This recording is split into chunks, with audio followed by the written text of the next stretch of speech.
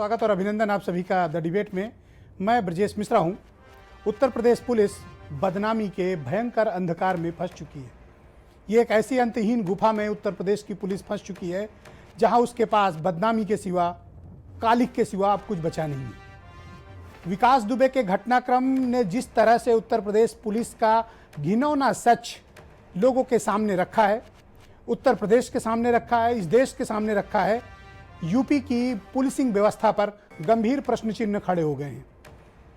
और ये प्रश्न चिन्ह इसलिए लग रहे हैं क्योंकि जो दशकों से बात कही जा रही थी कि उत्तर प्रदेश में अपराधी, पुलिस और पॉलिटिशियन का जो नेटवर्क है ये बेहद घातक है। ये समाज में जिस तरह से जहर फैला रहा है ये निश्चित तौर पर पुलिस की पूरी व्यवस्था को चौपट कर सकता है, पुलिस को ऑर्गेनाइज्ड क्रिमिनल्स में बदल सकता है। इस घटनाक्रम से बहुत बातें सीखने को भी मिली हैं। अगर विकास दुबे के घटनाक्रम को गंभीरता के साथ देखा जाए और सिर्फ विकास दुबे फैक्टर की चर्चा न करके विकास दुबे के मामले से उपजी हुई चिंताओं पर चर्चा की जाए तो मुझे ऐसा प्रतीत होता है कि हम लॉजिकल सॉल्यूशन तक पहुंच सकेंगे। विकास दुबे एक कैरेक्टर है, विकास दुबे एक राक्षस है, विकास दुबे एक आतंकवादी है।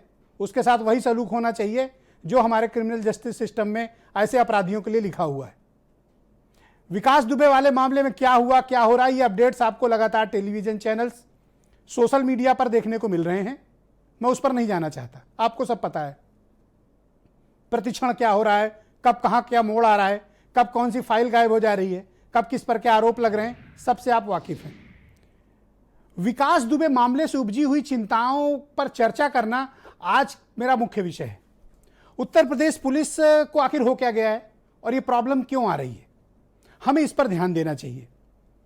ये वही पुलिस है जिसने बहुत महान काम किए हैं, ये वही पुलिस है जिसने उत्तर प्रदेश की पुलिसिंग व्यवस्था और सबसे बड़ी आबादी वाले राज्य में शानदार काम किए हैं।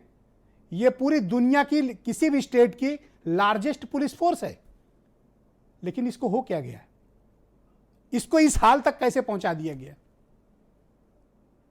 यह गंभीर चिंता का विषय है और इस पर खुली बात होनी चाहिए, ओपन डिस्कशन होना चाहिए।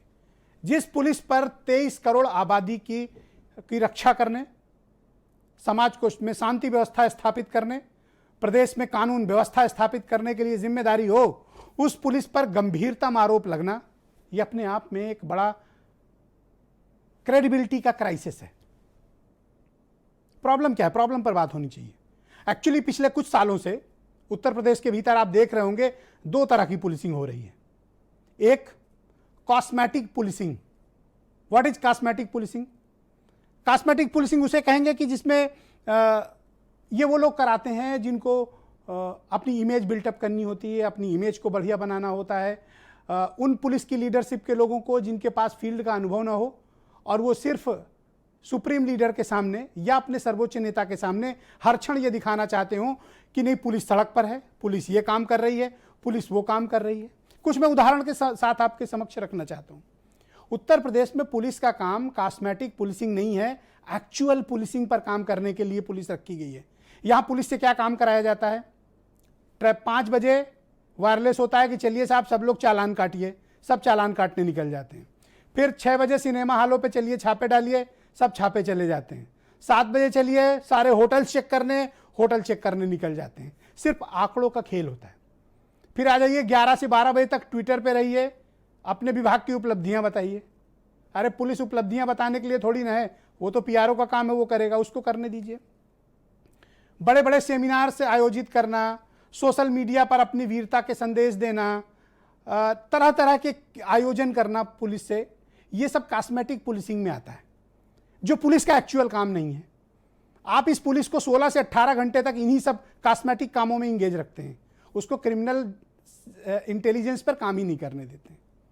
जो एक्चुअल पुलिसिंग है उस काम ही नहीं करने देते हैं।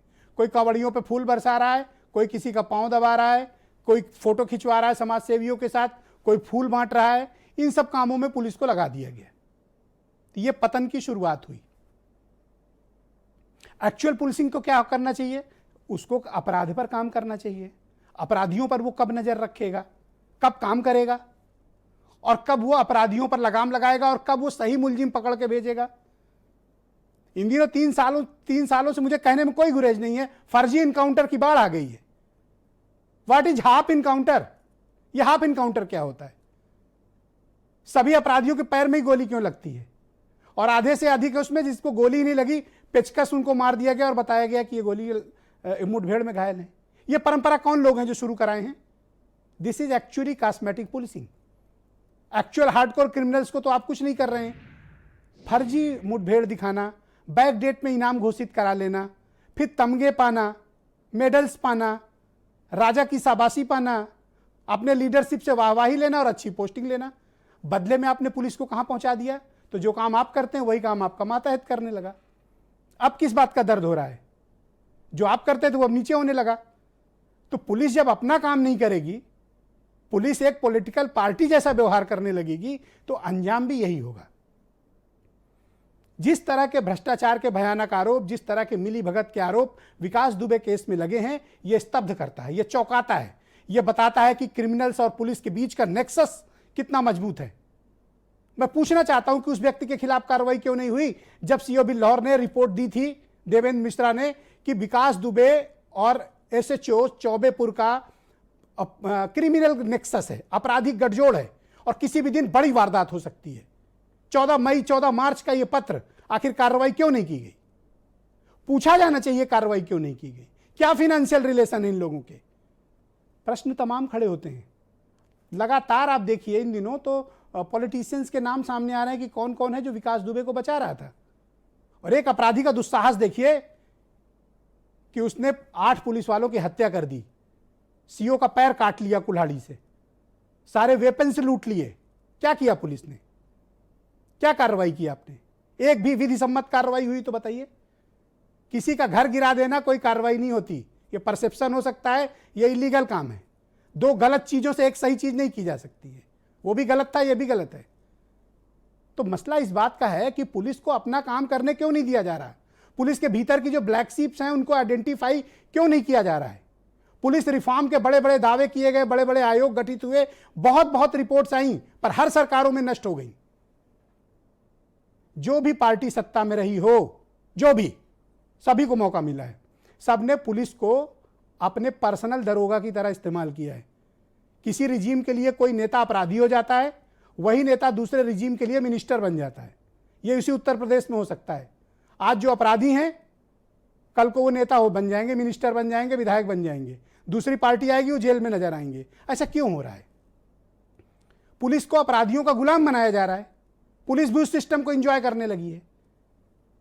तो अब वक्त आया है कि अपने आप को पहचानिए कि आप कौन हैं। जब तक पुलिस अपने आप को दुरुस्त नहीं करेगी, अपना घर ठीक नहीं करेगी, वो दूसरों को ठीक नहीं कर सकती है।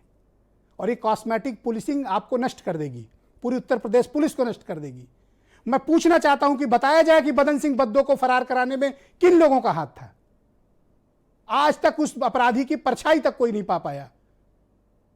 आप विकास दुबे को पकड़ लेंगे, वही विकास दुबे जिसने 2001 में मर्डर किया था, 8 महीने फरार था, अपनी शर्त पर सहारनपुर में उसने सरेंडर किया था।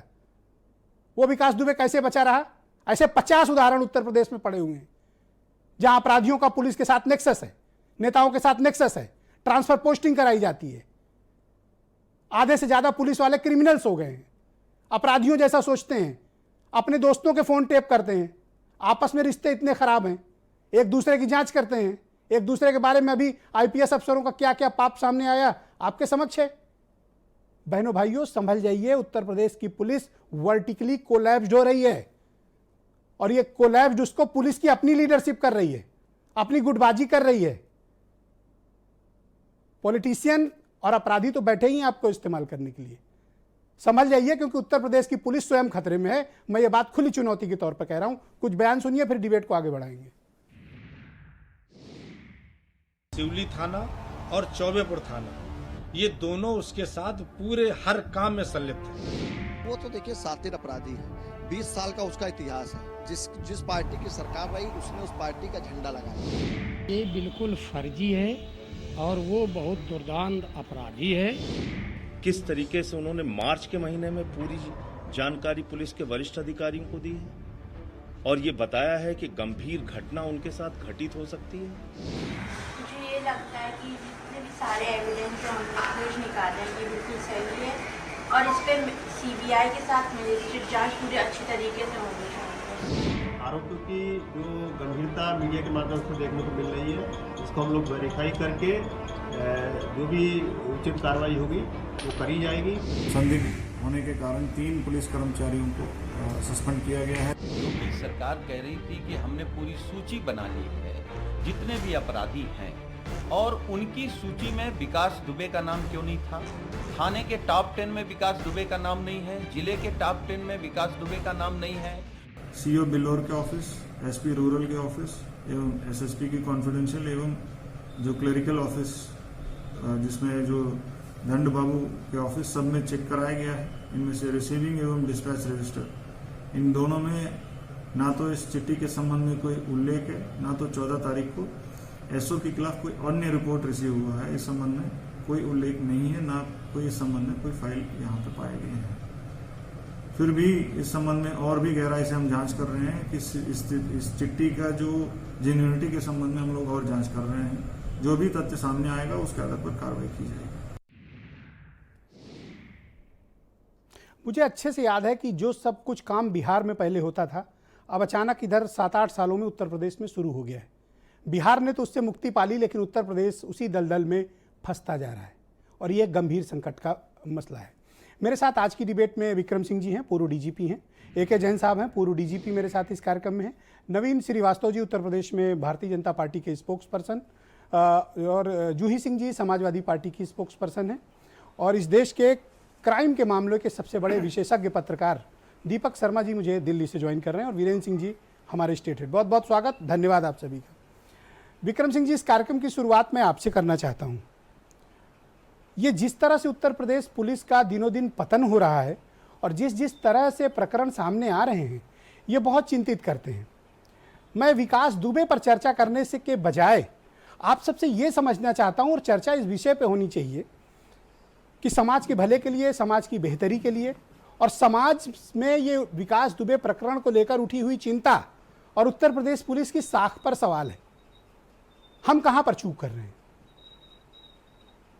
ब्रजेश जी नमस्कार। आपने अपने प्रारंभिक संबोधन में बहुत बड़ा खुलासा किया कि एक जगह अगर घुन लगा हो, एक जगह अगर दीमक लगा हो तो कहा जाए, लेकिन अगर हर जगह सत्यनिष्ठा से लेकर अपराधीकरण तक और आपराधिक अभिसूचना का अभाव होना, तो ये स्पष्ट बताता है कि हम दिशा दिग्भ्रमित हो चुके हैं। हमारी प्राथमिकताओं में एन केन प्रकारेण पोस्टिंग लेना कोई बुराई नहीं है, लेकिन अपनी व्यवसायिक दक्षता के आधार पर अगर आप पोस्टिंग लें बहुत अच्छी बात है, लेकिन अगर आप एन केन प्रकारेण में अपराधियों के साथ गठजोड़ करें, अपराधियों के टुकड़ों पे पलने लगे और इसके अलावा अपराधियों की तरफ पीट कर ले। आपने एक शब्द इस्तेमाल किया, कॉस्मेटिक पुलिसिंग। ये ठीक है, कॉस्मेटिक पुलिसिंग पहले भी होती थी, लेकिन वो 100 में आधा %, 99.9%। सर, पहले इतना नाटक नहीं होता था। आप लोग भी डीजीपी थे, जैन साहब भी डीजीपी थे, मुझे भी 21 साल हो गया उत्तर प्रदेश में काम करते, लेकिन इधर 4-5 सालों में देख रहा हूं कि सड़कों पर नाटक होने लगे हैं। पुलिस डिपार्टमेंट के बड़े बड़े ऑफिसर नाटक करते सड़कों पर दिखेंगे। अगर ये कॉस्मेटिक पुलिसिंग नहीं है तो क्या है सर? ब्रजेश जी, अब AK जैन साहब और मुझे आप म्यूजियम में रखने वाले हो गए हैं, क्योंकि हम लोग अप्रासंगिक हो चुके हैं और लोग यही कहेंगे कि आप लोगों ने पता नहीं किस प्राथमिकताओं पर पुलिसिंग की है। हमारी पुलिसिंग को देख लीजिए कि हम लोग जनता से कितना सम्मान। अरे आपको इलेक्शन लड़ना है, अगर आपकी राजनीतिक महत्वाकांक्षा है तो वर्दी उतार दीजिए, इलेक्शन लड़िए जाकर के। पुलिसिंग में अपराधियों के खून के अलावा और अपराधियों की जानकारी के अलावा कोई प्राथमिकता न थी, न है, न होनी चाहिए। लेकिन दुर्भाग्य इसी बात का है ब्रजेश जी कि क्रिमिनल इंटेलिजेंस और मैन मैनेजमेंट और हमारा HR पॉलिसीज ये ऐसी, पहले ये था, AK जैन साहब से पूछिए कि अगर कोई सिपाही या कोई दरोगा फॉर्च्यूनर से आ जाता, ये मान के चलिए वापस थाने नहीं जाता कि लिविंग बियॉन्ड मीन्स, अपनी आय से ज्यादा की उसकी औकात है, तुरंत वहीं सस्पेंड होता और जाता जेल। लेकिन हमारे यहां शायद दूसरी तरफ से नजरअंदाज कर लेते हैं, क्योंकि हमको यह कहा जाता था कि एक IPS अफसर को वैसे ही रहना चाहिए जैसे गांव में एक विधवा रहती है, न किसी से कोई उपकार ले, न किसी से ज्यादा मिले जुले, और केवल काम से मतलब उपासना, और उपासना का मतलब एंटी क्रिमिनल एक्शन। इसके अलावा न कोई पुलिस वाले का धर्म था, न होना चाहिए था। ये सब काम औरों के लिए छोड़ दीजिए, पैर दबाना, फूल बरसाना और ये सब जो सर है क्या नाटक ये वाले पुलिस का काम। काम है कि वे ट्विटर चलाए? क्या ये पुलिस का काम है कि जाके सिनेमा हॉल चेक करो 5 बजे 6 बजे सबका चालान काटो? क्या ये काम है पुलिस का? या ये काम है कि वो हरगिज अपराधियों के नहीं। बीच काम ये करे काम- या फोटो खिंचवा ये के काम ट्विटर भी पे करें। डाले? आपका काम केवल ये है 1% में ये सब करें, आपके पीआरओ साफ करें, आपको ये काम करना नहीं है। आप थिंक टैंक के अकेले 1 पर्सन आर्मी है पुलिस के और एसपी के जॉब के जो टॉप सक्रिय और क्रियाशील अपराधी, इनकी जन्म कुंडली बनाए। आप कोई मंजन बेचने नहीं गए हैं, आप वहां पुलिसिंग के लिए हैं और अपराधियों के बारे में, अपराधियों से ज्यादा अच्छी जानकारी आपको होनी चाहिए, तभी आप उसको निष्क्रिय कर पाएंगे ब्रजेश जी। आप कैसे वरना आधी कचरी जंग। विकास दुबे घटनाक्रम ने आपको कितना झकझोरा? आपने मुझे क्या तो फील इतना किया? झकझोर दिया कि मुझे ये लग गया कि उसके टुकड़ों पे पलने वालों की संख्या बहुत ज्यादा हो गई थी उस थाने में, इसीलिए से मुखबिरी हुई और हमने आत्मघात किया। और आत्मघात के साथ साथ मुझे यह भी मालूम है यूपी पुलिस के गौरवशाली इतिहास में जी। कि इसने, विकास दुबे ने अपना डेथ वारंट खुद साइन कर लिया है। और जब इसकी मुठभेड़ होगी तो जो कर्मचारी मारेगा इसी के खून से अपने राइफल का टीका करेगा, ये भी मैं जानता हूं। लेकिन जो गिरावट आई है ये अत्यधिक चिंता का विषय है। ऑलराइट सर, AK जैन साहब भी मुझे ज्वाइन कर चुके हैं। मैं पहले एक्सपर्ट से बात कर लूं, फिर पॉलिटिकल ओपिनियन के लिए आगे बढ़ूंगा। जैन साहब, बहुत धन्यवाद आपका कि आपने कार्यक्रम को ज्वाइन किया। ये जो विकास दुबे घटनाक्रम है, इसने बहुत चिंता में डाल दिया है। चिंता में इस विषय में डाल दिया है कि पुलिस का जो एक्चुअल काम है, दरअसल मुझे अब वो दिखता नहीं है। अब मुझे क्या दिखती है? या तो भ्रष्टाचार दिखता है, या तो नेक्सस दिखता है, या क्रिमिनल्स के साथ गठजोड़ दिखता है। ट्रांसफ़र पोस्टिंग के लिए कुछ भी करने पर आमादा हैं, वो कुछ भी कर सकते हैं। जो एक्चुअल पुलिसिंग आप लोग के वक्त की थी वो अब भूल जाइए। आप लोग ठीक बात कह रहे हैं कि आप लोग म्यूजियम का विषय हो गए हैं, पर मेरी चिंता यह है कि समाज का क्या होगा, ये हम किस दिशा में बढ़ रहे हैं?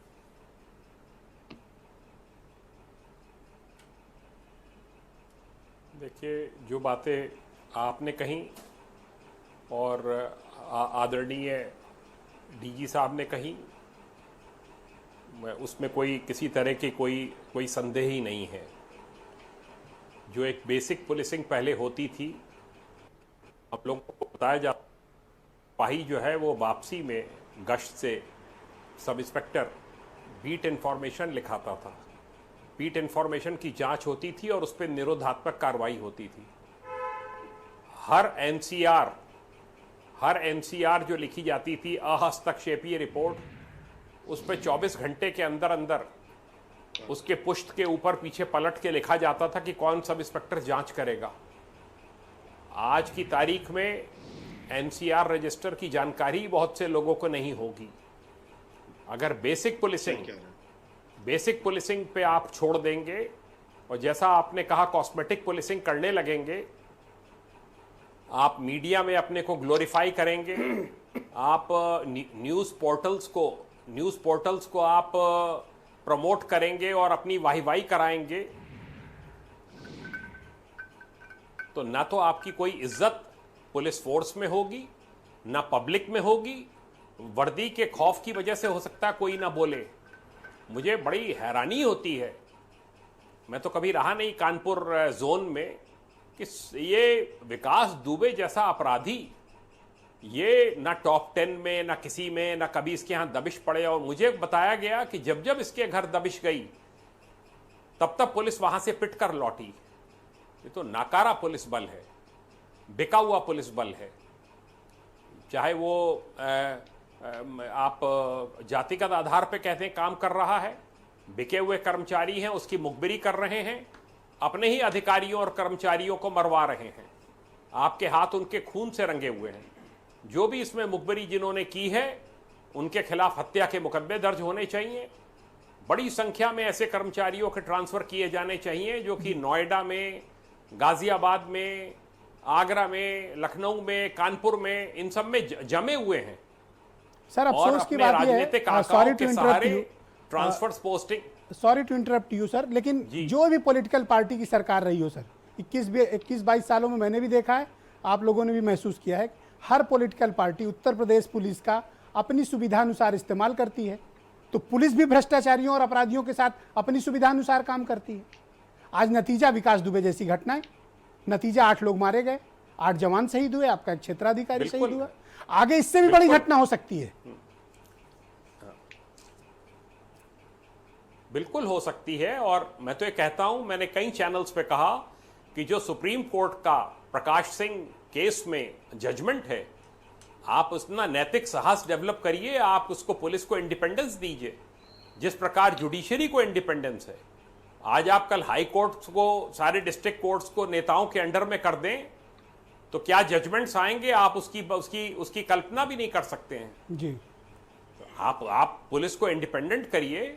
आप यूके में पुलिस को देखिए, यूएसए में पुलिस को देखिए, पुलिस कमिश्नर चैलेंज कर देता है प्रेसिडेंट ऑफ अमेरिका को, ब्रिटिश प्राइम मिनिस्टर को चैलेंज कर देता है। यहां तो आप ब्लॉक प्रमुख को चैलेंज नहीं कर सकते, जिला पंचायत सदस्य को चैलेंज नहीं कर सकते, आप पिट के लौटेंगे। तो हम किस तरफ बढ़ रहे हैं? विकास दुबे, घटनाक्रम में बुद्धिजीवियों को, प्रेस को, आपकी इनर फीलिंग क्या आई? यही सवाल मैंने विक्रम सिंह जी से पूछा था। एज ए फॉर्मर डीजीपी आपने क्या महसूस किया? आपको क्या चीज थी जिसने बहुत उद्वेलित किया?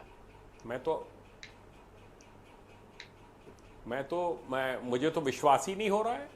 मुझे विश्वास ही नहीं हो रहा है कि इस प्रकार की घटना उत्तर प्रदेश में हो सकती है और एक लोकल क्रिमिनल अपने ही इलाके के सीओ, इंस्पेक्टर, एसओ, सब इंस्पेक्टर्स को मारकर उनके हथियार छीन सकता है।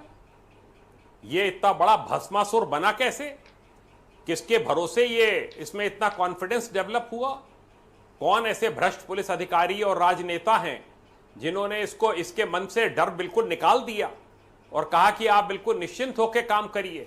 इससे ज्यादा काला अध्याय उत्तर प्रदेश पुलिस का नहीं हो सकता है। Correct sir, I do agree with you. भाई मैंने तो कई ऑलराइट नवीन जी, कई रिपोर्ट्स के बारे में सुना है जी कि सीओ ने report. Correct sir, go ahead, please go ahead. नहीं, और सीओ ने कई मामलों में रिपोर्ट दी कि जुए का अड्डा चलवा रहा है। और मैं एक दलित लड़की के रेपिस्ट को छोड़ दिया, जो ऑडियो वायरल हो रहे हैं उनको भी मैंने सुना। ये तो मतलब एक हैरत की बात है कि इस प्रकार का एक जंगल राज वहां पर चल रहा है और ऐसे अपराधियों को खुली छूट दे रखी है। इस ऑपरेशन को एडीजी को, आईजी को, डीआईजी को, एसएसपी को स्वयं लीड करना चाहिए। घर घेर कर पीएसी लगाकर ऐसे अपराधियों को खिलाफ कार्रवाई होनी चाहिए। पूरा जिला देखे, पूरा इलाका देखे कि क्या एक्शन होता है। Alright sir. नवीन जी, मैं आपसे जानना चाहता हूं, अगर ये जंगल राज नहीं है तो फिर जंगल राज किसे कहते हैं? ब्रजेश जी, देखिए, कानपुर की जो घटना हुई इसको लेकर निश्चित रूप से बहुत प्रकार के प्रश्न उठ रहे हैं, बहुत प्रकार की चीज़ें सामने भी आ रही हैं। आज हम बहुत गंभीर विषय पर चर्चा कर रहे हैं, इसलिए मैं राजनीतिक कोई पक्ष नहीं रखूंगा। विक्रम सिंह साहब ने एक बहुत अच्छी बात कही और बार बार ये चर्चा में आता है कि अच्छी पोस्टिंग। मैं आज तक समझ नहीं पाया कि अच्छी पोस्टिंग क्या होती है। जो बच्चे हाई स्कूल इंटर में टॉप करते हैं, अखबारों में उनका बयान निकलता है कि साहब मैं बड़ा बढ़ के IAS IPS बनना चाहता हूँ समाज की सेवा के लिए। ईश्वर की कृपा से उनमें से कुछ बच्चे IAS IPS भी बन जाते हैं। IAS IPS बनने के बाद आप लखनऊ SSP बने चाहे पीलीभीत SSP बने, अच्छी पोस्टिंग क्या होती है? यही अच्छी पोस्टिंग की चाहे IAS IPS हो, चाहे निचले स्तर पर थानेदार हो, वह कहीं ना कहीं राजनीतिज्ञों के सामने घुटने उनके टेकते हैं और तब इस प्रकार की घटनाएं होती हैं। हमको सबको कहना बहुत आसान है कि इसकी गलती है, उसकी गलती है, लेकिन हमको सबको सुधार करना पड़ेगा। और ब्रजेश जी, मैं इसी ट्रांसफर पोस्टिंग पर आज चर्चा करने एक विषय रखना चाहता हूँ। उत्तर प्रदेश में 2017 में हमारी सरकार बनने के पहले जो सरकारें थीं, मुझको याद है कि इसी उत्तर प्रदेश में वरीयता क्रम में 13वें नंबर के पुलिस अधिकारी को DGP बनाया गया, क्योंकि कहीं न कहीं से उनके समीकरण सेट हो रहे थे। हमने इस परंपरा को तोड़ने की कोशिश की।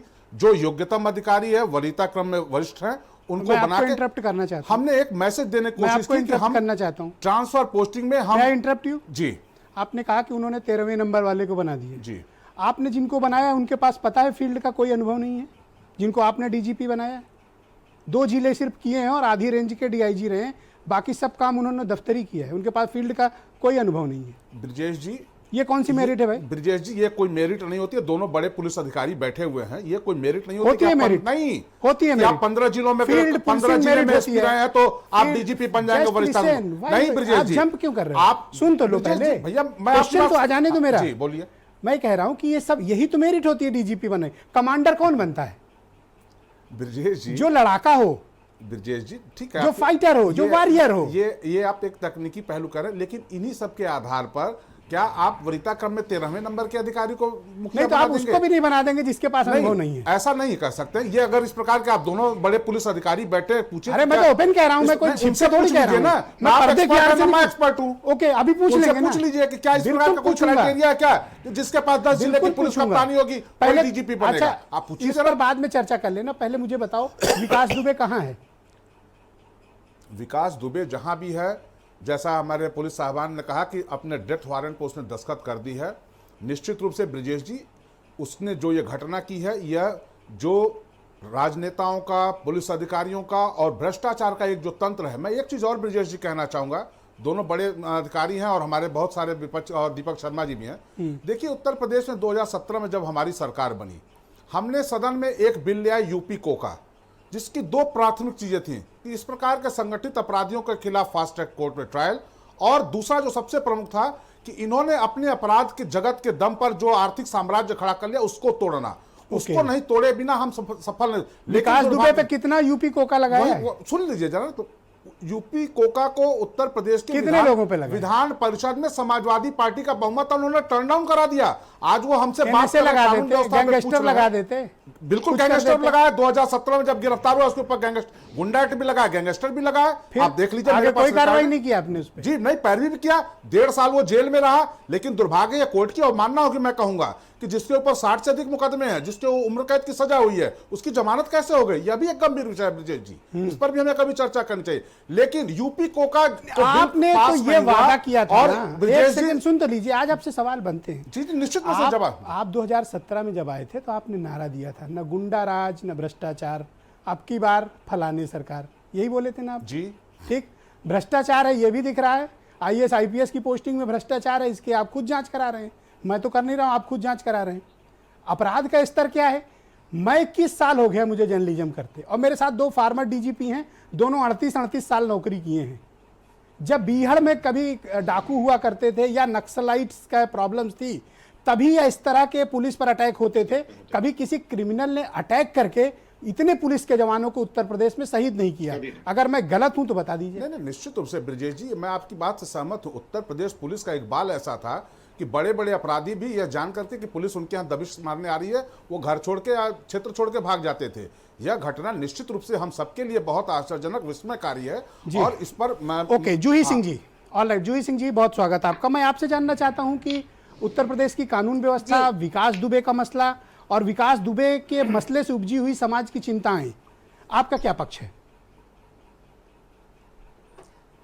ब्रजेश जी, विकास दुबे ने जो हत्या की है उसको मैं एक सत्ता संरक्षित संगठित अपराधी कहूंगी। इस पैनल पर बहुत माननीय लोग हैं और आप एक गंभीर मुद्दे पे चर्चा कर रहे हैं, तो उसमें मैं यही कहूंगी कि पुलिस का भी एक पीढ़ी थी नेतृत्व की, जो कि अपने मातहतों के लिए खड़े रहते थे। अगर कोई गलती हो रही थी, विक्रम सिंह जी यहाँ बैठे हैं, तो एक्शन वो लेते थे, और अगर कोई उनका अफसर जो उनका मातहत होता था वो सही स्टेप भी लेता था। हमारे सामने ऐसे भी DGP रहे हैं।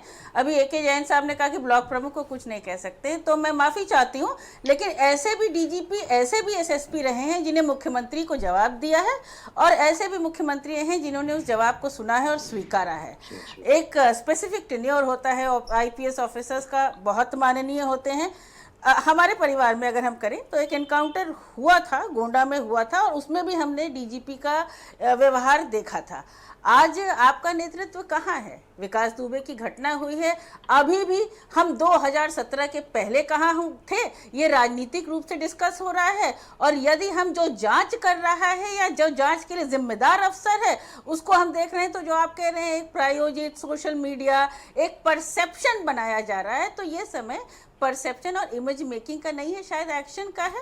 और अगर पुलिस अफसर चाहें तो ये विश्वास, अफसोस की बात है कि अब तक तो किसी के खिलाफ एक्शन नहीं लिया गया। कर सकते हैं। 8 पुलिस के जवान शहीद हो गए, विकास दुबे पकड़ा नहीं गया, और किसी पर कोई कार्रवाई नहीं, किसी बड़े अधिकारी पर कार्रवाई नहीं। जी, और विकास दुबे को जिंदा और विकास दुबे को जीवित पकड़ना आवश्यक है, क्योंकि बहुत सारे आरोप प्रत्यारोप इस पूरे मामले को धुंधला कर देते हैं। पकड़ा जाएगा तो मैडम, मुझे थोड़ा सा डाउट है, क्योंकि पिछली बार जब उसने मिनिस्टर की हत्या की थी तब वो 8 महीने फरार था, उसे पकड़ नहीं पाई थी पुलिस।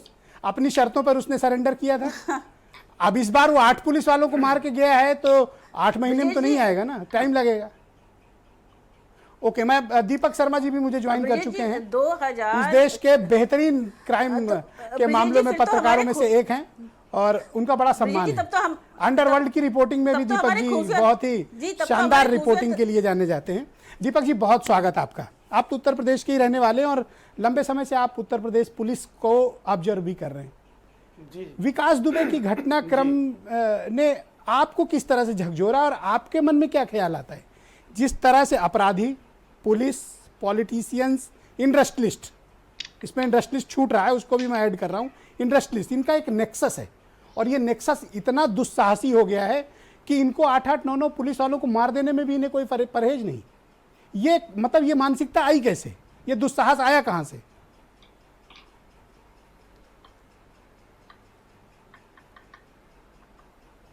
देखिए ब्रजेश भाई, थोड़ा सा मैं पर्सपेक्टिव देना चाहूँगा और इससे 2 मिनट ज़्यादा लेना चाहूँगा। 90 के दशक में 1992 के आसपास जब कल्याण सिंह साहब मुख्यमंत्री हुआ करते थे और पद्मश्री प्रकाश सिंह जी पुलिस महानिदेशक हुआ करते थे, तब दोनों ने मिलकर पहली बार जब भय मुक्त समाज का नारा दिया बीजेपी ने, तो प्रकाश सिंह ने एक क्रैकडाउन किया। हो सकता है विक्रम सिंह साहब उस वक्त डीआईजी रहे हों, जैन साहब हो सकता है एसएसपी रहे हों या डीआईजी रहे हों। पूरे प्रदेश में क्रैकडाउन हुआ, माफिया गैंग चार्ट बने, सूचीबद्ध माफिया बने और आप देखिए हर जिले से, गोरखपुर हो वीरेंद्र शाही हैं, कहीं मुख्तार अंसारी हैं, कहीं अतीक अहमद हैं, कहीं मदन भैया हैं, कहीं डीपी यादव हैं, कहीं उपदेश सिंह चौहान हैं, कहीं पवन पांडे हैं, कहीं ब्रजभूषण शरण सिंह हैं, कहीं मैं गिनाता चला जाऊंगा। हर जिले में एक बड़ा गैंगस्टर उभर कर आया, कोई विधायक बना। डीपी यादव जैसे लोगों ने तो, जिनके ऊपर 50 हत्या और हत्या के प्रयास के मुकदमे थे, उन्होंने शपथ ले ली, वो मंत्री बने डीपी यादव। लेकिन धीरे धीरे जब ये पॉलिटिकल क्रिमिनल नेक्सस, इस पर पत्रकारों ने लिखना शुरू किया, नेशनल मीडिया ने लिखना शुरू किया, सुप्रीम कोर्ट और हाई कोर्ट ने कॉग्निजेंस लिया, एनएन वोरा की कमेटी का कॉग्निजेंस लिया, तो पिछले 15 सालों में मैं मानता हूं कि आज मुख्तार अंसारी जेल में है, पंजाब में है, अतीक अहमद कहीं नहीं दिखते, जेल में है, चाहे ब्रजेश सिंह हो, चाहे पवन पांडे हो, राजनीति के हाशिए पर हैं। डीपी यादव को पब्लिक ने खारिज कर दिया, कोई टिकट नहीं देता है, मदन भैया का कोई नाम लेवा नहीं है। लेकिन अगर हमने विधानसभा से या लोकसभा से राजनीति का अपराधीकरण कम किया है, और सारी पार्टियों को इसका श्रेय देना चाहिए। अखिलेश यादव ने भी राजा भैया को पास नहीं बुलाया, बीजेपी ने भी कई माफिया सरगनाओं के टिकट काटे हैं, ऐसा नहीं है। कांग्रेस खैर शक्ति नहीं है, कांग्रेस ने भी परहेज किया है। लेकिन हुआ क्या कि कुछ सालों में अगर हमने विधानसभा में और लोकसभा के चुनाव में अपराधियों को दूर रखा, लेकिन उसी के साथ साथ कस्बे के लेवल पे, ब्लॉक के लेवल पे, गांव के लेवल पे, प्रधानी के चुनाव में, पंचायत के चुनाव में, ब्लॉक प्रमुख के चुनाव में, जहां मीडिया का फोकस नहीं था, जहां पार्टियों का फोकस नहीं था, वहां पर विकास दुबे जैसे लोग पनपे। आप आजमगढ़ का जिला देख लीजिए, आपको विकास दुबे जैसे 4 ग्राम प्रधान मिल जाएंगे। आप बनारस जाइए, मैं आपको नाम गिनाता हूं ब्लॉक प्रमुखों के। तो जो राजनीति का अपराधीकरण है वो उत्तर प्रदेश में भले ही विधानसभा के लेवल पे ना उतना हो, या जिसको हम शोकेस कर रहे हैं कि साहब हमने मुख्तार पे कार्रवाई कर दी, हमने अतीक पे कार्रवाई कर दी, लेकिन नीचे ही नीचे ब्लॉक के लेवल पे, प्रधानी के लेवल पे, पंचायत के लेवल पे, ये जो बाहुबली हैं, जो ये नई ब्रीड उभर के आई है, जिनका स्टेशन अफसर के साथ पार्टनरशिप है। मेरा एक सवाल है, आप एक डायरेक्ट क्वेश्चन देता है। आप मान लीजिए मछली का ठेका है, तहबाजारी का ठेका है, मान लीजिए एक सिचुएशन आपके समक्ष रखता हूं, है एक सिचुएशन आपके समक्ष रखता हूं, मुझे पूरा करने दीजिए। या please go ahead, please go ahead. मैं पूरी बात पूरी कर लूं ब्रजेश भाई, मैं पूरी बात कर 1 मिनट और लूंगा। तो ये उत्तर प्रदेश में एक नया ट्रेंड आया है, जहां हमने टॉप लेवल पे अंकुश रखा है, शोकेस किया है कि हमने माफिया की रीढ़ तोड़ी है, लेकिन नीचे स्तर पे, जमीनी स्तर पे, पंचायत के स्तर पे, कस्बे के स्तर पे धीरे धीरे विकास दुबे जैसे लोग आज रॉबिन हुड बन गए हैं। इसलिए मुझे ये जो घटना है, मुझे वो सरप्राइजिंग नहीं लगती, मुझे बहुत चौंकाती नहीं है। आज जो गुंडागर्दी है, आज जो माफिया गर्दी है, वो पंचायत और ब्लॉक लेवल पर है, और वहां ना मीडिया का फोकस है, वहां ना सरकार का फोकस है। जी, एक सिचुएशन में आपके समक्ष रखता हूं। एक सर्किल अफसर यानी डिप्टी एसपी अपने एसएसपी को एक गोपनीय रिपोर्ट देता है और उसमें वो स्पष्ट मेंशन करता है कि विकास दुबे और पुलिस का आपराधिक गठजोड़ है, और अगर इसके तत्काल तोड़ा नहीं गया तो किसी दिन बहुत बड़ी घटना हो जाती है। एसएसपी उस रिपोर्ट पर कोई कार्रवाई नहीं करता। इसे क्या माना जाए? क्या ये क्रिमिनल नेग्लिजेंस नहीं है? क्या ये अपराधियों के साथ मिली भगत नहीं है? क्या ये क्रिमिनल नेक्सस नहीं है? देखिए,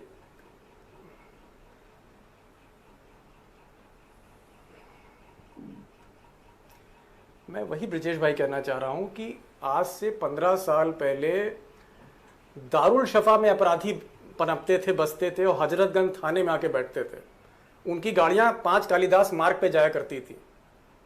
वो मंत्री की शपथ लेते थे, वो विधानसभा में विधायक होते थे। लेकिन आज जो अपराधीकरण है वो कस्बे के लेवल पर है। और जो आप बात कर रहे हैं कि आखिर सीओ की बात क्यों नहीं मानी, आप विनय तिवारी की बात कर रहे हैं, स्टेशन अफसर की, क्योंकि पार्टनरशिप है। एसओ को, विधायक को, ग्राम प्रधान को इन माफियाओं के साथ मिलकर ठेके पे काबिज होना है। जी, ऑलराइट दीपक जी, मेरे साथ दुबे की रॉबिन हुड जैसी इमेज है। ऑलराइट, उसके गांव में 252 घर हैं, एक भी घर उसके विरोध में नहीं है। अरे जिसके डर से पुलिस गवाही न दे, थाने के भीतर मर्डर हुआ, 25 गवाह थे पुलिस वाले अपनी गवाही से मुकर गए, उसके खिलाफ गांव का ग्रामीण कैसे देने की हैसियत रखता है कि सबको अपनी जान प्यारी है? भाई बीरेन जी, इस पर आज क्या कार्रवाई हुई सरकार की तरफ से? विकास दुबे प्रकरण पर क्या एक्शन हुआ? और अब तक 72 घंटे से ज्यादा का वक्त बीत गया, पुलिस के हाथ खाली हैं। बिल्कुल, देखिए, पुलिस के हाथ खाली हैं, पुलिस के असलहे नहीं लौट पाए, और मुख्यमंत्री ने जिन अफसरों को कहा था कि विकास जिंदा या मुर्दा, जब आ जाए पकड़ में तभी आना, तो सब लखनऊ आ गए। तो सब अब वो बातें पुरानी हो गई। और जैसे जैसे समय बीत रहा है, लोगों को ये लग रहा है कि पुलिस शायद विकास को नहीं मार पाएगी। घर गिराया गया, तमाम उसमें से असलहे, बम, हथियार निकल रहे हैं। आज सीओ साहब का वो जो पत्र है, जो गोपनीय पत्र वायरल हो रहा है, जिस पर तत्कालीन एसएसपी अनंत देव ने कोई कार्रवाई नहीं की थी, अब उस पर सरकार ने जांच के आदेश दिए हैं। डीजीपी ने 2.5 लाख रुपए का इनाम घोषित कर दिया है।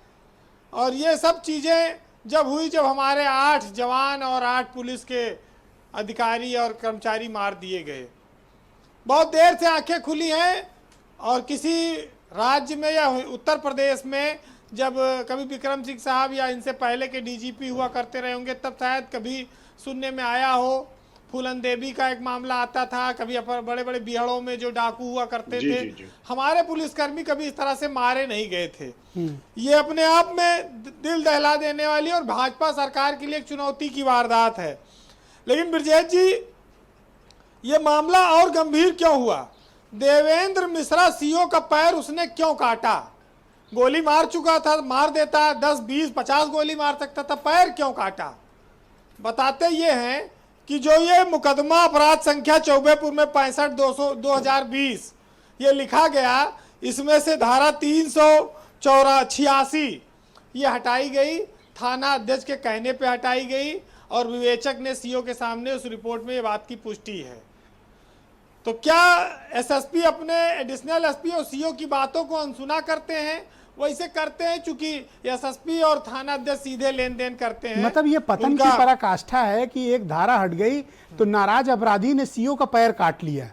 ये है साहब उत्तर प्रदेश की पुलिस। ब्रजेश जी, एक महत्वपूर्ण बात सुनने में ये आई है, और ऐसी है हमारी पुलिस की लीडरशिप। विकास यादव को पुलिस से गनर भी मिला हुआ था, संभवतः इस बात को लोग दबी जुबान में कह रहे हैं। शेम। अगर ऐसा है तो ये भी बहुत बहुत बहुत बड़ी ब्लंडर है। वैसे बड़े जिलों का चार्ज इसीलिए लिया जाता है कि खूब रुपया कमाया जा सके, और डीएम, एसपी, बड़े बड़े अधिकारी, कानपुर महानगर औद्योगिक नगरी है, खूब वसूलने का, दोनों हाथ से लूटने का पूरा मौका रहता है और करोड़ों अरबों में लोग खेल करते हैं। लेकिन जब हमारी व्यवस्था के लिए कोई काल बन जाए तो ना वो अपराधी अच्छा, ना वो अफसर, ये चाहे जो भी हो।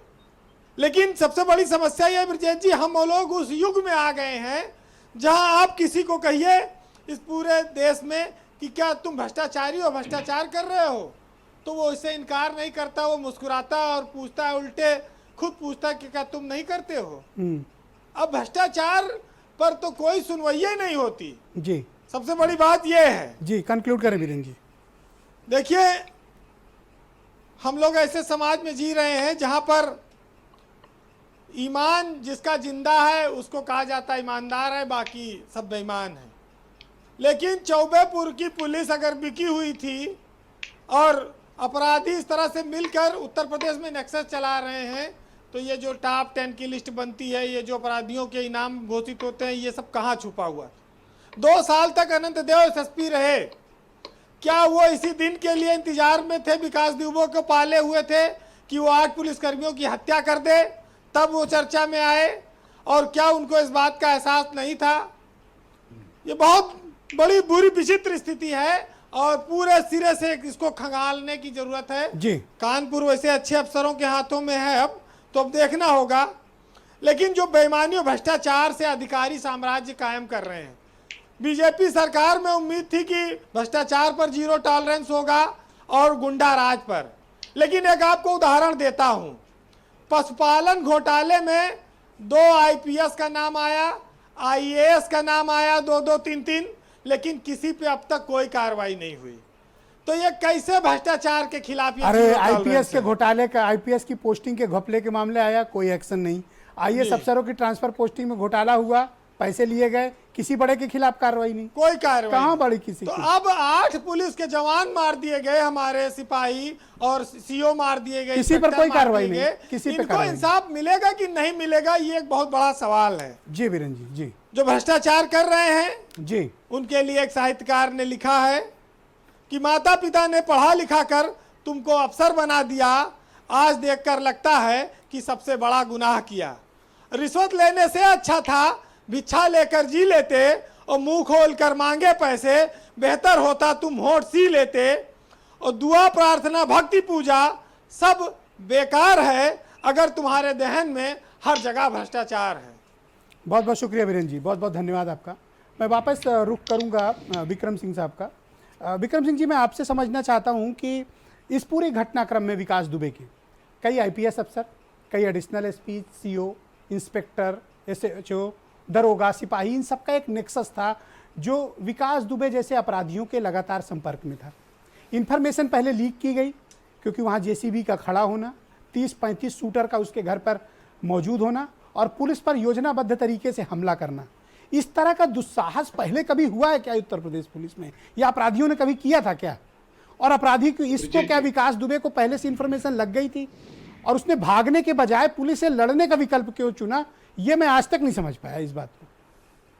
ब्रजेश जी, पहले की घटना थी कि सितंबर 1981 छबिराम गिरोह ने एटा में थाना अलीगंज में नथुआपुर कांड हुआ था। इंस्पेक्टर राजपाल सिंह और 12 सिपाही और सब इंस्पेक्टर मारे गए थे। उसके बाद तुरंत उसके बाद मेरी पोस्टिंग एसएसपी एटा हुई। बीन बीन करके एक एक गैंगस्टर का इनकाउंटर किया गया। बात पुरानी हो गई, लेकिन वो जैसे थे कि एक्स फौजी सर्वे ऑफ इंडिया का मैप और दूरबीन लेके चलते थे और पूरे फौजी फॉर्मेशन में, वो बात अलग थी। लेकिन ये गली का गुंडा, ये जेब कतरे से ग्रेजुएट हुआ ये एक मनबड़ अपराधी ये कर दे। लेकिन जो आपने कहा कि इसकी मुखबिरी इतनी सटीक थी, इसके मन में ये भावना जरूर आ गई होगी कि आज उसका इनकाउंटर होने वाला है। इसीलिए इस पूरी तैयारी में, क्योंकि गली के गुंडे का इतना दुस्साहस करना, इस चीज का मैं इसके आंख के पीछे जाना चाहता हूं कि इसने क्यों किया।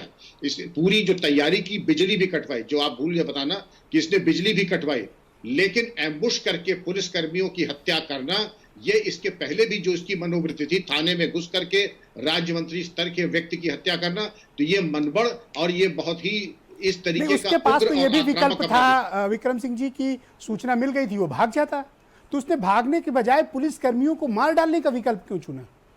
देखिए, माइंडसेट को कहते हैं कि एक आदमी का डीएनए, आप इसके डीएनए पे गौर करें, बड़ा उग्र स्वभाव का अपराधी था। अगर जो थाने में घुस करके एक राज्य मंत्री स्तर के व्यक्ति की हत्या कर सकता है तो वो उग्र स्वभाव का होता है। सीईओ का पैर काट देना, इससे आप समझ सकते हैं इसके माइंड की वायरिंग किस प्रकार थी।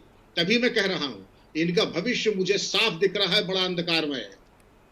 और इसके अलावा जो भी कार्रवाई पुलिस करेगी वो तो खैर करेगी ही, लेकिन जो आपको चाहिए कोर्स करेक्शन में चाहिए अपना निरीक्षण, अपने अधीनस्थ अधिकारियों पे वांछित नियंत्रण, उनके द्वारा भेजी गई रिपोर्ट 24 घंटे के अंदर उस पर कार्रवाई। बाद में पूछेगा, फौज में एक कहावत है, शूट फर्स्ट अपोलोजाइज लेटर। पहले आप सस्पेंड और डिसमिस कीजिए, बाद में सुप्रीम कोर्ट से बहाल होकर आ जाइए, लेकिन तत्काल कार्रवाई होनी चाहिए। एक इंटरवीनिंग क्वेश्चन है सर, क्या डीजीपी की पोस्टिंग में फील्ड पुलिसिंग का अनुभव नहीं देखा जाना चाहिए? देखिए, डीजीपी की पोस्टिंग एक सिलेक्शन पोस्ट है और ये गवर्नमेंट और मुख्यमंत्री का प्रेरोगेटिव होता है। ये भी माना जाता है कि एक आईपीएस अफसर और दूसरे आईपीएस अफसर में मुश्किल से 19 और 20 का फर्क होता है, सभी लगभग बराबर होते हैं। औचित्यपूर्ण ये होता है कि जैसे मेरा सीबीआई का एक्सपीरियंस नहीं है, हितेश अवस्थी जी का है। इसके अलावा क्या सीबीआई में जाना कोई काबिलियत होती है?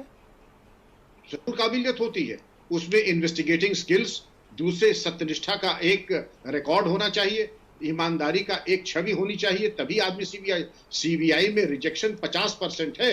ये दीपक जी से पूछ लीजिए, अगर 100 काडर में आईपीएस अफसर हैं तो 50% रिजेक्ट हो जाएंगे। सीबीआई के मानक पर खड़े नहीं। पिछले दिनों हमने सीबीआई का असली चेहरा देखा है सर, तो ये जो आप बात कर रहे हैं सर, ये एक आदर्श स्थिति हो सकती थी, बट नॉट प्रेजेंटली। अभी तो घूस खाए लोग वहां बैठे हुए हैं सर। इसमें आपने देखा होगा पिछली बार जो आलोक वर्मा और जो उनके साथ जो भटनागर साहब के साथ जो हुआ, वो तो ऐसा सत्यानाश हुआ सीबीआई का कि जो सीबीआई बनाने में 60 साल लगे, उसको सत्यानाश करने में 3 साल लगा। एक अंतिम सवाल आपसे और है, उत्तर प्रदेश की पुलिस को सीबीआई के डेपुटेशन से लौटा व्यक्ति अच्छा चला सकता है या उत्तर प्रदेश में फील्ड में काम करने वाला आईपीएस अफसर? देखिए, इसके पहले जोशी जी आए थे, आईबी में पूरे टाइम रहे थे, बहुत अच्छे डीजीपी थे हमारे, अरविंद जैन साहब बताएंगे। लेकिन जो अच्छा है, कुशाग्र है, वो हर जगह अच्छा और कुशाग्र है, लेकिन जिसको स्थानीय अनुभव है, जिसको यहाँ पे अपनी फील्ड को, जिसको जनता की नब्ज और फोर्स की नब्ज पे जो हाथ है, संभावना ये कि वो शायद उसको बेहतर चला सके। लेकिन मैं इस पे कहूंगा कि हितेश अवस्थी जी के बारे में मैं यही कहूंगा, एक संवेदनशील ईमानदार व्यक्ति अगर है तो डीजीपी का काम कोई ऐसा नहीं है कि फील्ड पुलिसिंग, उनको थोड़ा भी अनुभव अगर है तो वो पर्याप्त होता है। सर, ऐसी इतनी बड़ी घटना घट जाए और कुछ वो करें ना, अपनी तरफ से कोई जांच तक इनिशिएट ना करें और उनको हम तमगा दें कि वो बहुत ईमानदार हैं, सीबीआई से लौटे हैं, बहुत कॉम्पिटेंट हैं, तो मुझे लगता है कि प्रदेश की जनता के साथ हम ज्यादती कर रहे हैं। ब्रजेश जी, मैं ये कहूंगा कि अब हितेश अवस्थी को कुछ कहना नहीं, अब जहां पे जिस पोस्ट पे सरकार ने आपने बैठाया है, कुछ करके दिखा के तब बयान देने का समय है। कोई बयान पेश करना औचित्यपूर्ण नहीं होगा। AK जैन साहब, ये जो कुछ भी उत्तर प्रदेश पुलिस के भीतर हो रहा है और जिस तरह से एक नेक्सस क्रिएट हो गया है, हम इसे ठीक कैसे करें? ठीक हो भी सकता है या नहीं हो सकता? इसके पहले भी कई आयोग बने, कई जांचें बनी, कई कमेटियां बनी, कई लोगों को लाया गया, पर पुलिस जैसी थी वैसी ही है, बल्कि और बदतर होती जा रही है और अब तो डर लगने लगा है।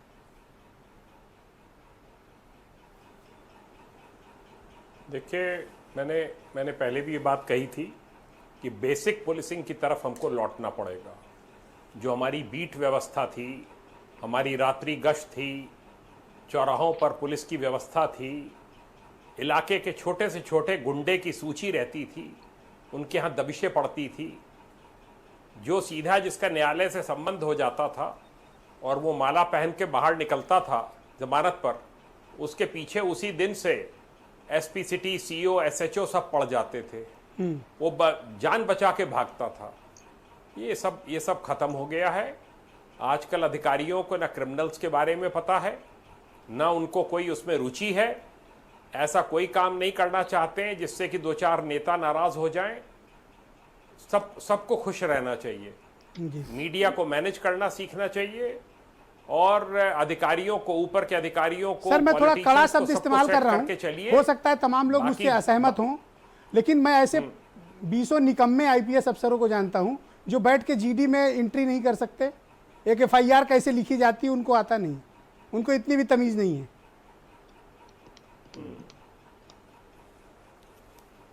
ठीक कह रहे हैं आप, बिल्कुल ठीक कह रहे हैं आप, मैं इससे सहमत हूं। एक बात और कहना चाहूंगा, जो इसने घटना की है ये इसने सबक सिखाने के लिए की है।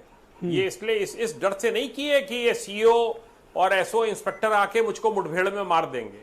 वो मुठभेड़ में मारने गए भी नहीं थे।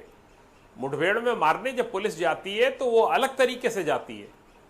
ये तो जो एक दिन पहले एसएचओ चौबेपुर को वहां पे बेइज्जत किया गया, जी, वेपन्स रखवा लिए गए, जूते से पीटा था सर, उसने मुकदमा लिखाया था, जूते से पीटा था और रिवॉल्वर मुंह में लगा दिया था, उल्टा। हाँ, सर्विस तो वो मुंह पे लगा दिया था। तो ये तो उसने ये हिमाकत क्यों की गई मेरे खिलाफ, इन्होंने आने की सीओ ने हिमाकत क्यों की, ये तो सबक सिखाने के लिए घटना की गई है। सबसे दुर्भाग्यपूर्ण पहलू उसका ये है।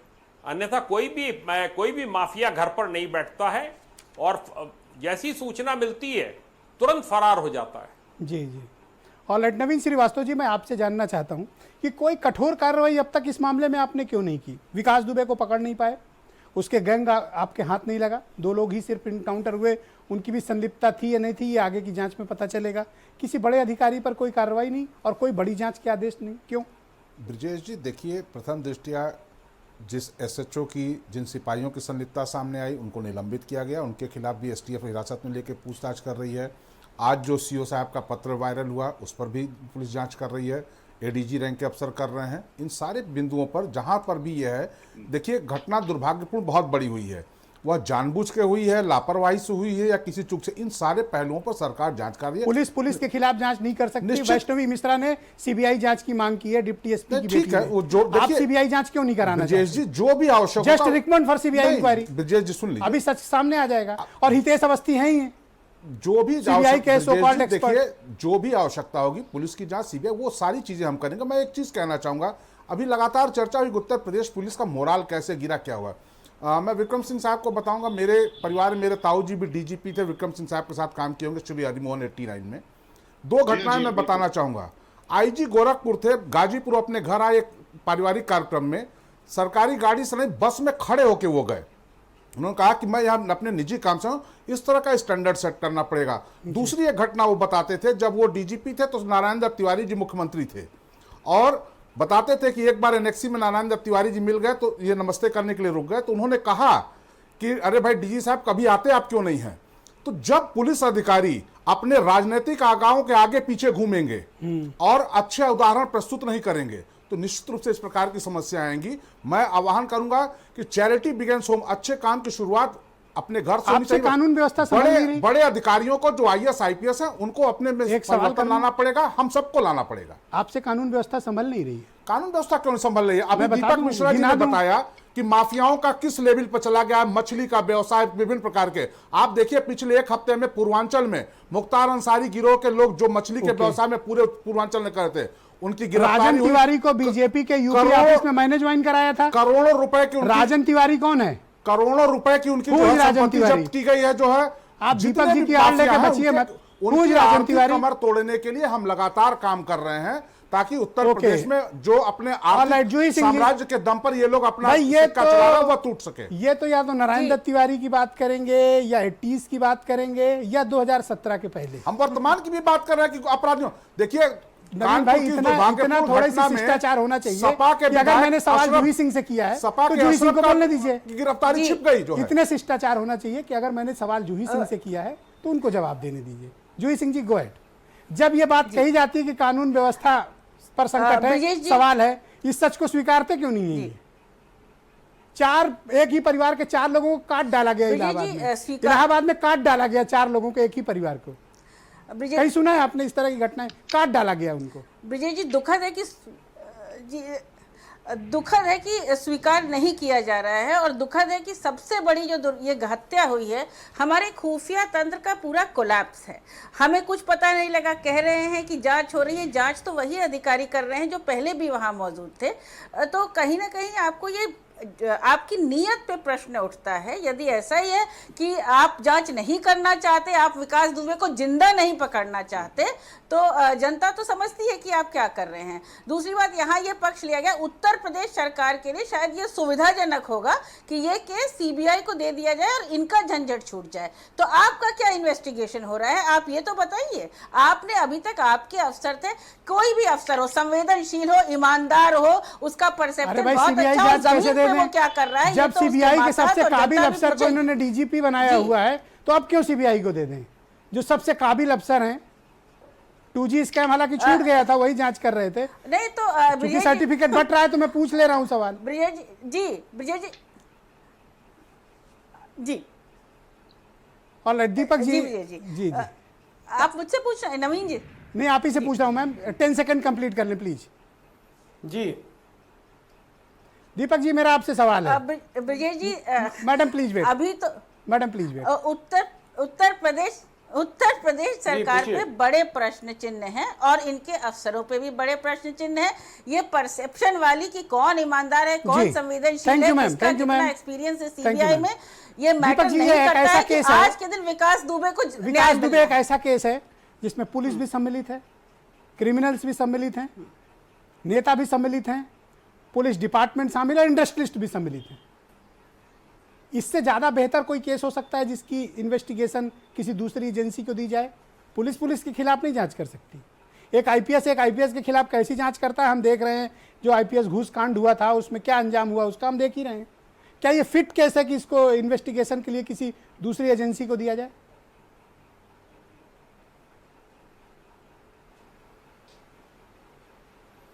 देखिए, दो आपकी इस बात का भी जवाब दूंगा कि जाहिर तौर पे जहाँ पर पुलिस राइवलरी हो और वहाँ पर ये जांच सिर्फ पुलिस को ना देकर अगर किसी सेंट्रल एजेंसी को दें तो हो सकता है कि जो बड़ी मछलियाँ हैं या जो बड़े पुलिस अधिकारी संरक्षण दे रहे थे विकास दुबे को, वहाँ पर एक निर्भीक कार्रवाई होगी। लेकिन मैं दो बातें कहना चाहता हूँ।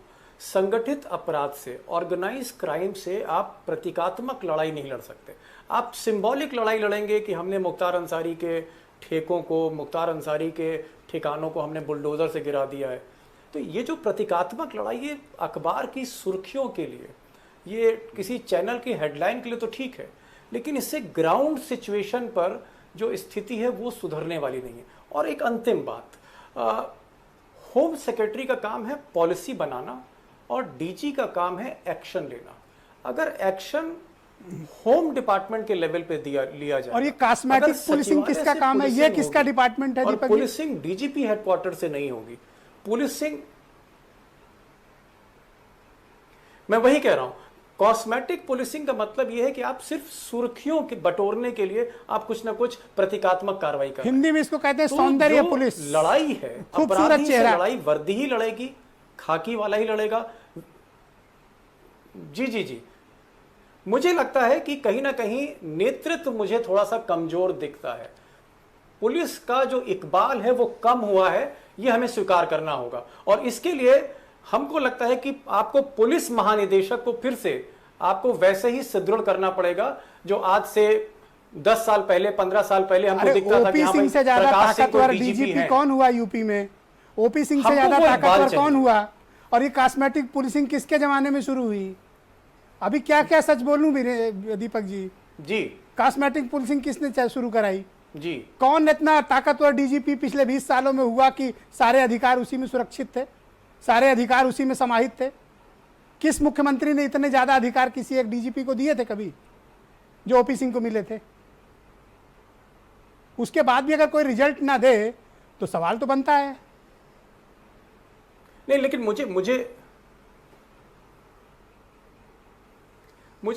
मुझे लगता है कि जो उत्तर प्रदेश का जो आईपीएस काडर है उसमें अभी भी दिल्ली में बहुत अच्छे अफसर हैं, उनको मौका देना चाहिए। क्योंकि अगर ये स्थिति जो है जहां 8 पुलिस अधिकारी मारे जा रहे हैं, मैं 10% को अलग करके बात कह रहा हूं, अपवाद हर जगह है, छवि बनी हम। But I am sorry to say, Uttar Pradesh cadre का पुलिस, यूपी का आईपीएस संवर्ग सड़ चुका है, गल चुका है, करप्ट हो चुका है। और उनमें से ऐसे हैं जो बहुत से ज्यादा ऐसे अधिकांश हैं जो आपराधिक सोच के हैं, और सबकी अपनी अपनी एक हिस्ट्री है।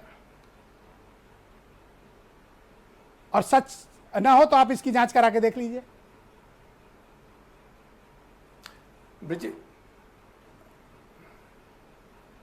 ब्रिजेश, आप एकदम सही कह रहे हैं और मेरा मानना है कि जो पुलिस है वो आज जो चौबेपुर का जो स्टेशन ऑफिसर है विनय तिवारी, आज उत्तर प्रदेश की जो पुलिस का जो प्रतीक है वो नवीन तिवारी नहीं हो सकता।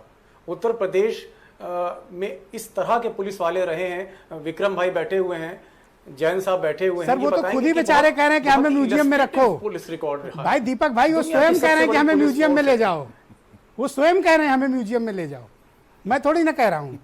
ये तो बेचारे सज्जन पुरुष हैं, ये खुद ही कह रहे हैं हमें म्यूजियम में ले चलो। बहुत बहुत शुक्रिया आप सभी का, बहुत बहुत धन्यवाद। मैं बहुत आपका आभार प्रकट करता हूँ, अभिनंदन करता हूँ कि आज शाम एक बेहद महत्वपूर्ण सामाजिक चर्चा पर आप सबने अपना अपना समय निकाला। उत्तर प्रदेश की पुलिस भयानक गुटबाजी में लिप्त है, सबने अपने अलग अलग टापू बना लिए हैं। उत्तर प्रदेश में तमाम जोन, तमाम रेंज, तमाम जिलों में पुलिस निरंकुश हो चुकी है, अपराधियों के साथ उसकी संलिप्तता है और ये बात कोई ढकी छिपी नहीं है, न ये कोई रॉकेट साइंस है और न ये कोई बहुत बड़ी खोज है। उत्तर प्रदेश पुलिस और अपराधी एक ही लाइन पर काम कर रहे हैं और दोनों का काम ये है पैसा बनाना। अधिकांश पुलिस उसी में सम्मिलित है, 10% का अपवाद हर जगह मिलेगा, यहाँ भी है। ये एक बड़ा नेक्सस है और बहनों भाइयों अगर इस नेक्सस को तोड़ा नहीं गया तो आने वाले वर्षों में आपको इससे भी ज़्यादा खतरनाक दुष्परिणाम उत्तर प्रदेश पुलिस में देखने को मिलेंगे, क्योंकि कॉस्मेटिक पुलिसिंग का दौर जारी है। धन्यवाद, थैंक यू, नमस्कार।